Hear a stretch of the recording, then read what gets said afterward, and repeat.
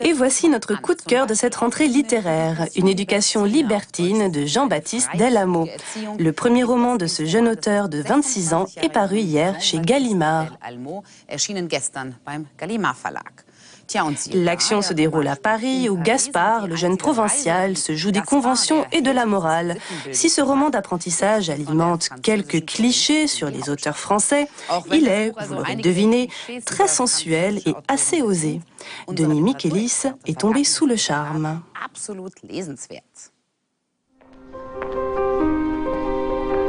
Été 1760, un jeune paysan quitte sa province et part à la conquête de la capitale. Une éducation libertine, roman d'éducation donc, dans lequel son personnage Gaspard doit apprendre à apprivoiser la ville, à résister à l'appel de son fleuve. La Seine, symbole de l'ascension du héros, mais aussi de sa perte, la Seine, noire comme le souvenir. Ce fleuve, il charrie comme une espèce de Styx, un message funeste, il est annonciateur de mort. Et puis pour Gaspard, il a une résonance très forte parce que il représente à la fois son inconscient et puis ses bas instincts et enfin la culpabilité autour d'un passé qu'on découvre par flashback.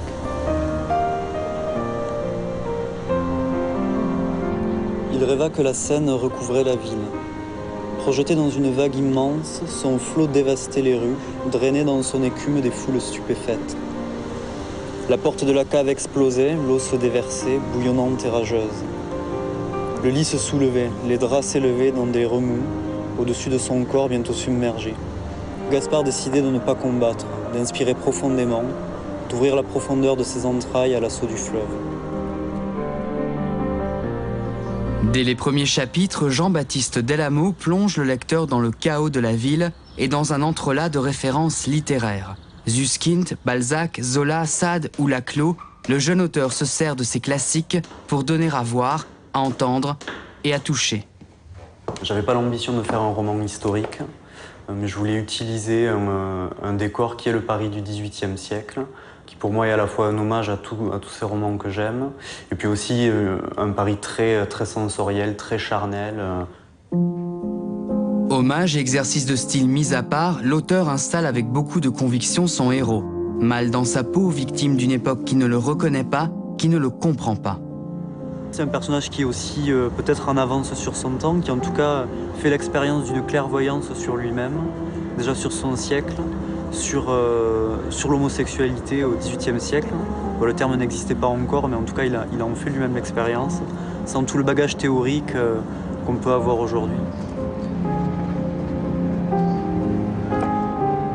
Chaque parcelle de peau, chaque tassement adipeux, chaque pore dénonçait les mensonges, les sacrifices, les reniements auxquels Gaspard avait eu cours pour parvenir à cette chambre. Avec colère, il entreprit de frotter son visage pour débarrasser l'épiderme de son phare. Ce qu'il subsistait du Gaspard originel s'observait jusqu'à l'écœurement, se désignait comme une aberration, une monstruosité. L'auteur a parfois tendance à abuser un peu trop de son pouvoir descriptif, mais il s'affirme comme un conteur d'histoire dont on aimerait se souvenir longtemps.